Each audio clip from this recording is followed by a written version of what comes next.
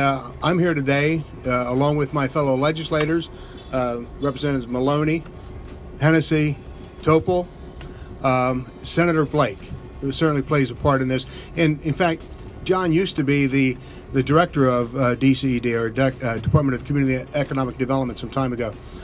So he would have been the man approving this some time ago. Thank you for your stewardship and your leadership on it as well.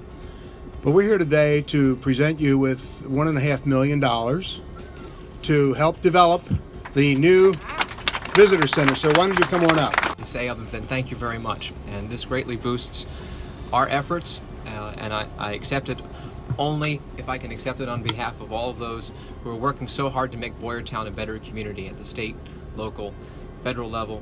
Our friends at Building a Better Boyertown, we will make you all very proud, and very soon there will be a building here for the ages. So thank you very much.